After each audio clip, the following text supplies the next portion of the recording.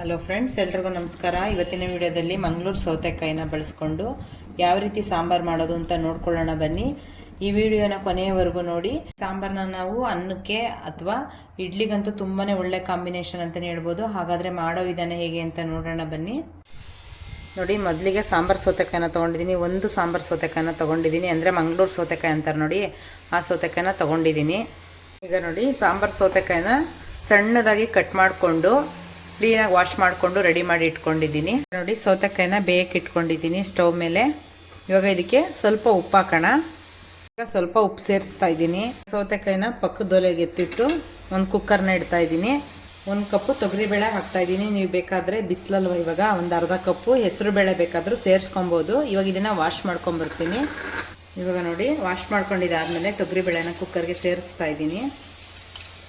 ಈಗ 1 cup ತೊಗರಿಬೇಳೆಗೆ 2 cup ನೀರನ್ನ ಸೇರಿಸ್ತಾ ಇದ್ದೀನಿ. ಸ್ವಲ್ಪ ಅರಿಶಿನ ಪುಡಿ ಹಾಕ್ತಾ ಇದ್ದೀನಿ. ಹಾಗೆ ಒಂದು ಸ್ವಲ್ಪ ಎಣ್ಣೆ ಹಾಕ್ತಾ ಇದ್ದೀನಿ. ಒಂದ್ಸರಿ ಇದನ್ನು ಮಿಕ್ಸ್ ಮಾಡಿಕೊಂಡು ಕುಕ್ಕರ್ ಕ್ಯಾಪ್ನ ಮುಚ್ಚೋಣ.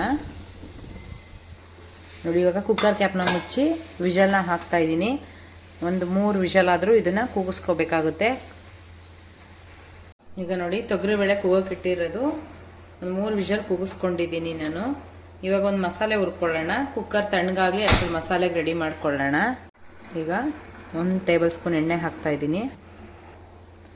ಈಗ 1 ಸ್ಪೂನು ಕಡಲೆಬೇಳೆ ಹಾಕ್ತಾ ಇದ್ದೀನಿ. ಹಾಗೆ ಅರ್ಧ ಸ್ಪೂನು ಉದ್ದಿನಬೇಳೆ, 1 ಸ್ಪೂನು ಜೀರಿಗೆ ಹಾಕ್ತಾ ಇದ್ದೀನಿ. ಹಾಗೆ ಒಂದು ಅರ್ಧ ಸ್ಪೂನು ಕಾಳುಮೆಣಸು ಹಾಕ್ತಾ ಇದ್ದೀನಿ. 1/4 ಸ್ಪೂನು ಮೆಂತ್ಯ ಹಾಕ್ತಾ ಇದ್ದೀನಿ. ಒಂದು 4 ಮೆಣಸಿನ್ಕಾಯಿ ಹಾಕ್ತಾ ಇದ್ದೀನಿ. ಈಗ ಮೊದಲಿಗೆ ಇದನ್ನು ಹುರ್ಕೊಳ್ಳೋಣ. ಸಣ್ಣ ಉರಿನಲ್ಲಿ ಹುರ್ಕೊಳ್ಳೋಣ.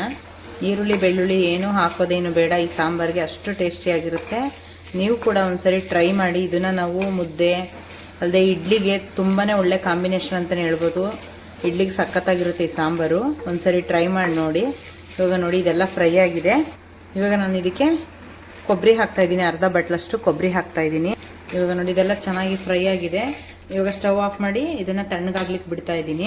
ಇವಾಗ ನೋಡಿ, ಒಂದು ಬ್ಲೆಂಡರ್ಗೆ ನಾನು ಇವಾಗ ಹುರ್ಕೊಂಡಿರೋಂಥ ಮಸಾಲೆ ಎಲ್ಲ ಹಾಕ್ತಾ ಇದ್ದೀನಿ.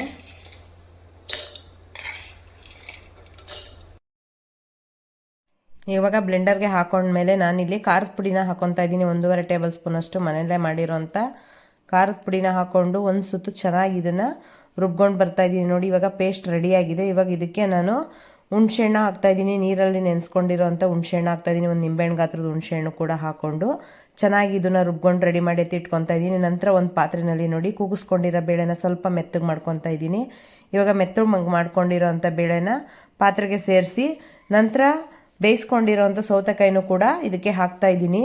ತುಂಬಾ ಚೆನ್ನಾಗಿರುತ್ತೆ ಈ ಸಾಂಬಾರು. ತುಂಬಾ ಟೇಸ್ಟಿ. ದೇವಸ್ಥಾನದಲ್ಲೆಲ್ಲ ಊಟ ಮಾಡೋ ಅಂಥ ಒಂದು ಫೀಲಿಂಗ್ ಆಗುತ್ತೆ. ನೀವು ಕೂಡ ಟ್ರೈ ಮಾಡಿ ನೋಡಿ. ಇವಾಗ ನೋಡಿ, ಈ ಬೇಳೆ ಕಟ್ಟನೆಲ್ಲ ಹಾಕಿದಾದ ನಂತರ ಇವಾಗ ನೋಡಿ, ರುಬ್ಕೊಂಡಿರೋಂಥ ಮಸಾಲೆನೂ ಕೂಡ ಹಾಕಿ ಸಣ್ಣ ಉರಿನಲ್ಲಿ ಇದನ್ನು ಕುದಿಸ್ಕೊತಾ ಇದ್ದೀನಿ. ಚೆನ್ನಾಗಿ ಒಂದ್ಸರಿ ಮಿಕ್ಸ್ ಮಾಡಿಕೊಂಡು ಸಣ್ಣ ಉರಿನಲ್ಲಿ ಕುದಿಕಿಟ್ಟ ನಂತರ ಇವಾಗ ಬ್ಲೆಂಡರ್ಗೆ ನೀರನ್ನ ಸೇರಿಸ್ಬಿಟ್ಟು ಹಾಕ್ತಾ ಇದ್ದೀನಿ ನಾನು. ತಿಕ್ ಕನ್ಸಿಸ್ಟೆನ್ಸಿ ಇರಬಾರ್ದು ಸಾಂಬಾರು ಯಾವತ್ತೂ ಕೂಡ. ಅಂದರೆ ಹದ ನೋಡಿಕೊಂಡು ನೀವು ನೀರನ್ನ ಸೇರಿಸ್ಕೊಳ್ಳಿ. ಇವಾಗ ಬೇಳೆ ಬೇಯಿಸಿರುವಂಥ ಪಾತ್ರೆಗೂ ಕೂಡ ನಾನು ನೀರನ್ನ ಸೇರಿಸಿ ಸಾಂಬಾರಿಗೆ ಮಿಕ್ಸ್ ಮಾಡ್ತಾ ಇದ್ದೀನಿ.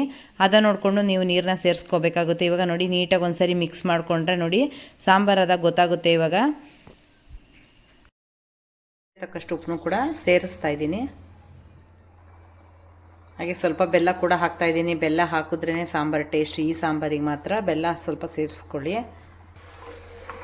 ನೋಡಿ, ಬೆಲ್ಲ ಮತ್ತು ಉಪ್ಪು ಹಾಕಿದ್ಮೇಲೆ ಚೆನ್ನಾಗಿ ಒಂದ್ಸರಿ ಮಿಕ್ಸ್ ಮಾಡಿಕೊಂಡು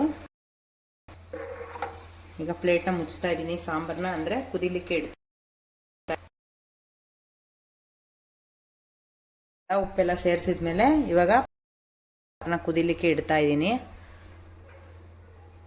ಇವಾಗ ನೋಡಿ, ಸಾಂಬಾರು ಕೂಡ ಚೆನ್ನಾಗಿ ಕುದಿಲಿಕ್ಕೆ ಸ್ಟಾರ್ಟ್ ಆಗಿದೆ. ಒಳ್ಳೆ ಕಲರ್ ಕೂಡ ಬಂದಿದೆ. ಇವಾಗ ಇದಕ್ಕೆ ಒಂದು ಒಗ್ಗರಣೆನ ಮಾಡ್ಕೊಳ್ಳೋಣ. ಸಿಂಪಲಾಗಿ ಒಂದು ಒಗ್ಗರಣೆ ಮಾಡಿ ಹಾಕಿದರೆ ಸಾಂಬಾರು ರೆಡಿ ಆಗುತ್ತೆ.